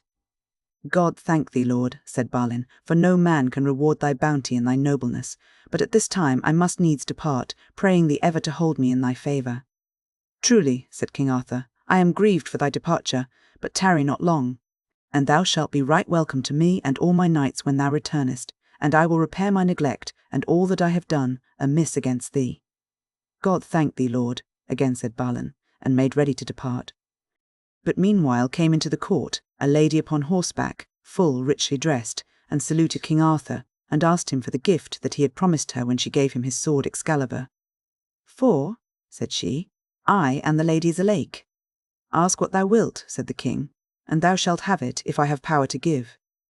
"I ask," said she, "the head of that knight who hath just achieved the sword, or else the damsel's head who brought it, or else both, for the knight slew my brother, and the lady caused my father's death." Truly, said King Arthur, I cannot grant thee this desire, it were against my nature and against my name, but ask whatever else thou wilt, and I will do it. I will demand no other thing, said she. And as she spake came Balin, on his way to leave the court, and saw her where she stood, and knew her straightway for his mother's murderess, whom he had sought in vain 3 years. And when they told him that she had asked King Arthur for his head, he went up straight to her, and said, May evil have thee. Thou desirest my head, therefore shalt thou lose thine. And with his sword he lightly smote her head off, in the presence of the king and all the court. Alas for shame, cried out King Arthur, rising up in wrath. Why hast thou done this, shaming both me and my court? I am beholden greatly to this lady, and under my safe conduct came she here. Thy deed is passing shameful, never shall I forgive thy villainy. Lord, cried Sir Balin, hear me. This lady was the falsest living, and by her witchcraft hath destroyed many, and caused my mother also to be burnt to death by her false arts and treachery. What cause soever thou mightest have had, said the king, thou shouldst have forborne her in my presence. Deceive not thyself, thou shalt repent this sin, for such a shame was never brought upon my court. Depart now from my face with all the haste thou mayest. Then Balin took up the head of the lady, and carried it to his lodgings, and rode forth with his squire from out the town. Then said he, Now must we part. Take ye this head, and bear it to my friends in Northumberland, and tell them how I speed, and that our worst foe is dead. Also tell them that I am free from prison, and of the adventure of my sword. Alas, said the squire, ye are greatly to blame to have so displeased King Arthur. As for that, said Sir Balin, I go now to find King Rience, and destroy him, or lose my life, for should I take him prisoner, and lead him to the court, perchance King Arthur would forgive me, and become my good and gracious lord. Where shall I meet thee again, said the squire. In King Arthur's court, said Balin. Fee. Well. I.R. Balin fights Wihhhis brother, I.R. Balin. Now there was a knight at the court more envious than the others of Sir Balin, for he counted himself one of the best knights in Britain. His name was Lancear, and going to the king, he begged leave to follow after Sir Balin, and avenge the insult he had put upon the court. Do thy best, replied the king, for I am passing wroth with Balin. In the meantime came Merlin, and was told of this adventure of the sword and Lady of the Lake. Now hear me, said he, when I tell you that this lady who hath brought the sword is the falsest damsel living. Say not so, they answered, for she hath a brother a good knight, who slew another knight this damsel loved, so she, to be revenged upon her brother, went to the Lady Lyle of Avilion, and besought her help. Then Lady Lyle gave her the sword, and told her that no man should draw it forth but one, a valiant knight and strong, who should avenge her on her brother. This, therefore, was the reason why the damsel came here. I know it all as well as ye do, answered Merlin, and would to God she had never come hither, for never came she into any company but to do harm, and that good knight who hath achieved the sword shall be himself slain by it, which shall be great harm and loss, for a better knight there liveth not, and he shall do unto my lord the king great honour and service. Then Sir Lancear, having armed himself at all points, mounted, and rode after Sir Balin as fast as he could go, and overtaking him, he cried aloud, Abide, Sir Knight, wait yet a while, or I shall make thee do so. Hearing him cry, Sir Balin fiercely turned his horse, and said, Fair knight, what wilt thou with me? Wilt thou joust? Yea, said Sir Lancear, it is for that I have pursued thee. Peradventure, answered Balin, thou hadst best have stayed at home, for many a man who thinketh himself already victor endeth by his own downfall. Of what court art thou? Of King Arthur's court, cried Lancear, and I am come to revenge the insult thou hast put on it this day.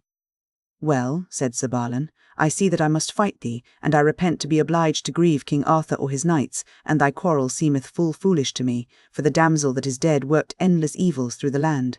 Or else I had been loath as any knight that liveth to have slain a lady. Make thee ready, shouted Lancear, for one of us shall rest forever in this field. But at their first encounter, Sir Lancear's spear flew into splinters from Sir Balin's shield, and Sir Balin's lance pierced with such might through Sir Lancear's shield that it rove the hauberk also, and passed through the knight's body and the horse's crupper. And Sir Balin, turning fiercely round again, drew out his sword, and knew not that he had already slain him, and then he saw him lie a corpse upon the ground. At that same moment came a damsel riding towards him as fast as her horse could gallop, who, when she saw Sir Lancear dead, wept and sorrowed out of measure, crying, "O Sir Balin, 2 bodies hast thou slain, and 1 heart, and 2 hearts in 1 body, and 2 souls also hast thou lost." Therewith she took the sword from her dead lover's side, for she was Sir Lancear's lady love, and setting the pommel of it on the ground, ran herself through the body with the blade. When Sir Balin saw her dead, he was sorely hurt and grieved in spirit, and repented the death of Lancear, which had also caused so fair a lady's death. And being unable to look on their bodies for sorrow, he turned aside into a forest, where presently as he rode he saw the arms of his brother, Sir Balin. And when they were met, they put off their helms and embraced each other, kissing and weeping for joy and pity. Then Sir Balin told Sir Balin all his late adventures, and that he was on his way to King Rience, who at that time was besieging Castle Terrabil. "I will be with thee," answered Sir Balin, "and we will help each other, as brethren ought to do." Anon by chance as they were talking came King Mark of Cornwall by that way, and when he saw the 2 dead bodies of Sir Lancear and his lady lying there, and heard the story of their death, he vowed to build a tomb to them before he left that place.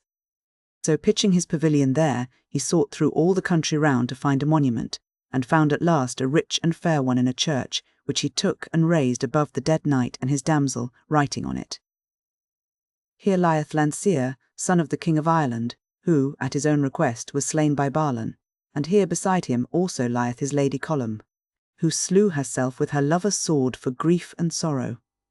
Then, as Sir Balin and Sir Balin rode away, Merlin met with them, and said to Balin, "Thou hast done thyself great harm not to have saved that lady's life who slew herself, and because of it thou shalt strike the most dolorous stroke that ever man struck, save he that smote our Lord.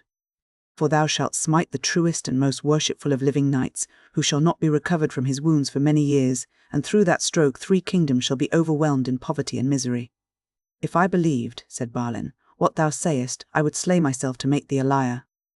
At that Merlin banished suddenly away, but afterwards he met them in disguise towards night, and told them he could lead them to King Rience, whom they sought.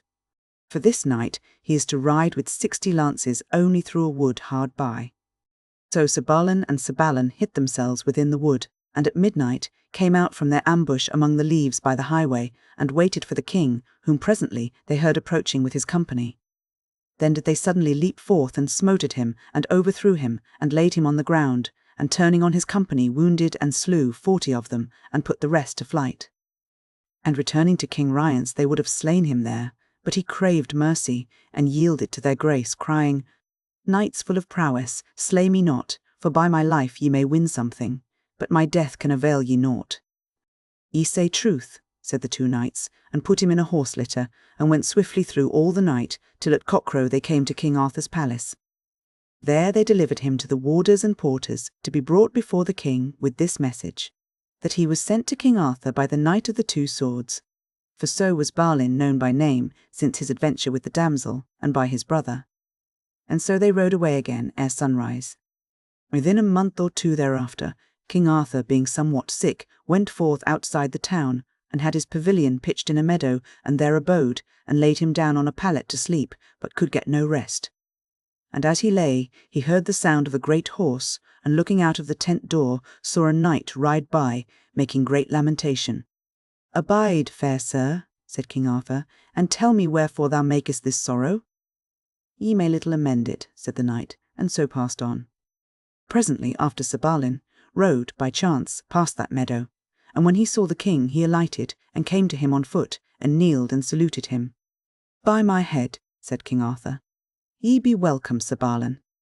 And then he thanked him heartily for revenging him upon King Rience, and for sending him so speedily a prisoner to his castle, and told him how King Nero, Rience's brother, had attacked him afterwards to deliver Rience from prison, and how he had defeated him and slain him, and also King Lot of Orkney, who was joined with Nero, and whom King Pellinore had killed in the battle. Then, when they had thus talked, King Arthur told Sir Balin of the sullen knight that had just passed his tent, and desired him to pursue him and to bring him back. So Sir Balin rode and overtook the knight in a forest with a damsel, and said, "Sir knight, thou must come back with me unto my lord King Arthur, to tell him the cause of thy sorrow, which thou hast refused even now to do." "That will I not," replied the knight, "for it would harm me much, and do him no advantage." "Sir," said Sir Balin, "I pray thee make ready. for thou must needs go with me, or else I must fight with thee and take thee by force." "Wilt thou be warrant for safe conduct, if I go with thee?" inquired the knight. "Yea, surely," answered Balin, "I will die else." So the knight made ready to go with Sir Balin, and left the damsel in the wood. But as they went, there came one invisible, and smote the knight through the body with a spear. "Alas," cried Sir Herlias, for so was he named, "I am slain under thy guard and conduct by that traitor knight called Garlon, who through magic and witchcraft rideth invisibly. Take, therefore, my horse, which is better than thine, and ride to the damsel whom we left, and follow the quest I had in hand, as she will lead thee, and revenge my death when thou best mayest." "That will I do," said Sir Balin, "by my knighthood, and so I swear to thee." Then went Sir Balin to the damsel, and rode forth with her, she carrying ever with her the truncheon of the spear wherewith Sir Herlias had been slain. And as they went, a good knight, Perin de Mountbelgard, joined their company, and vowed to take adventure with them wheresoever they might go. But presently, as they passed a hermitage fast by a churchyard, came the knight Garlon, again invisible, and smote Sir Perin through the body with a spear, and slew him as he had slain Sir Herlias. Whereat Sir Balin greatly raged, and swore to have Sir Garlon's life, whenever next he might encounter and behold him in his bodily shape. Anon he and the hermit buried the good knight Sir Perin, and rode on with the damsel till they came to a great castle, whereinto they were about to enter. But when Sir Balin had passed through the gateway, the portcullis fell behind him suddenly, leaving the damsel on the outer side, with men around her, drawing their swords as if to slay her. When he saw that, Sir Balin climbed with eager haste by wall and tower, and leaped into the castle moat, and rushed towards the damsel and her enemies, with his sword drawn, to fight and slay them. But they cried out, "Put up thy sword, Sir Knight. We will not fight thee in this quarrel, for we do nothing but an ancient custom of this castle." Then they told him that the lady of the castle was passing sick, and had lain ill for many years, and might never more be cured, unless she had a silver dish full of the blood of a pure maid and a king's daughter. Wherefore the custom of the castle was, that never should a damsel pass that way, but she must give a dish full of her blood. Then Sir Balin suffered them to bleed the damsel with her own consent, but her blood helped not the lady of the castle. So on the morrow they departed, after right good cheer and rest. Then they rode 3 or 4 days without adventure, and came at last to the abode of a rich man, who sumptuously lodged and fed them. And while they sat at supper, Sir Balin heard a voice of someone groaning grievously. "What noise is this?" said he. "Forsooth," said the host, "I will tell you. I was lately at a tournament, and there I fought a knight who is brother to King Pelles, and overthrew him twice, for which he swore to be revenged on me through my best friend, and so he wounded my son, who cannot be recovered till I have that knight's blood, but he rideth through witchcraft always invisibly, and I know not his name." "Ah," said Sir Balin, "but I know him. His name is Garlon, and he hath slain 2 knights, companions of mine own, in the same fashion, and I would rather than all the riches in this realm that I might meet him face to face." "Well," said his host, "let me now tell thee that King Pelles has proclaimed in all the country a great festival, to be held at Lissenis in 20 days from now, whereto no knight may come without a lady. At that great feast we might perchance find out this Garlon, for many will be there, and if it please thee we will set forth together." So on the morrow they rode all 3 towards Lissenis, and travelled 15 days, and reached it on the day the feast began. Then they alighted and stabled their horses, and went up to the castle, and Sir Balin's host was denied entrance, having no lady with him. But Sir Balin was right heartily received, and taken to a chamber, where they unarmed him, and dressed him in rich robes of any colour that he chose, and told him he must lay aside his sword. This, however, he refused, and said, "It is the custom of my country for a knight to keep his sword ever with him, and if I may not keep it here, I will forthwith depart." Then they gave him leave to wear his sword, so he went to the great hall, and was set among knights of rank and worship, and his lady before him. Soon he found means to ask one who sat near him, "Is there not here a knight whose name is Garlon?" "Yonder he goeth," said his neighbour. "He with that black face, he is the most marvellous knight alive, for he rideth invisibly, and destroyeth whom he will." "Ah, well," said Balin, drawing a long breath, "is that indeed the man? I have aforetime heard of him." Then he mused long within himself, and thought, "If I shall slay him here and now, I shall not escape myself, but if I leave him, Peradventure I shall never meet with him again at such advantage, and if he live, how much more harm and mischief will he do? But while he deeply thought, and cast his eyes from time to time upon Sir Garlon, that false knight saw that he watched him, and thinking that he could at such a time escape revenge, he came and smote Sir Balin on the face with the back of his hand, and said, Knight, why dost thou so watch me? Be ashamed, and eat thy meat, and do that which thou camest for. Thou sayest well, cried Sir Balin, rising fiercely. Now will I straightway do that which I came to do, as thou shalt find. With that he whirled his sword aloft, and struck him downright on the head, and clove his skull asunder to the shoulder. Give me the truncheon, cried out Sir Balin to his lady, wherewith he slew thy knight. And when she gave it him, for she had always carried it about with her wherever she had gone, he smote him through the body with it, and said, With that truncheon didst thou treacherously murder a good knight, and now it sticketh in thy felon body. Then he called to the father of the wounded son, who had come with him to Lisness, and said, Now take as much blood as thou wilt, to heal thy son withal. And now arose a terrible confusion, and all the knights leaped from the table to slay Balin, King Pelles himself the foremost, who cried out, Knight, thou hast slain my brother at my board. Die, therefore, die, for thou shalt never leave this castle. Slay me thyself then, shouted Balin. Yea, said the king, that will I. For no other man shall touch thee, for the love I bear my brother. Then King Pelles caught in his hand a grim weapon, and smote eagerly at Balin. But Balin put his sword between his head and the king's stroke, and saved himself, but lost his sword, which fell down smashed and shivered into pieces by the blow. So being weaponless, he ran to the next room to find a sword, and so from room to room with King Pelles after him, he, in vain, ever eagerly casting his eyes round every place to find some weapon. At last he ran into a chamber, wondrous richly decked, where was a bed all dressed with cloth of gold, the richest that could be thought of, and one who lay quite still within the bed, and by the bedside stood a table of pure gold, borne on 4 silver pillars, and on the table stood a marvellous spear, strangely wrought. When Sir Balin saw the spear, he seized it in his hand, and turned upon King Pelles, and smote at him so fiercely and so sore that he dropped swooning to the ground. But at that dolorous and awful stroke the castle rocked and rove throughout, and all the walls fell crashed and breaking to the earth. And Balin himself fell also in their midst, struck as it were to stone, and powerless to move a hand or foot.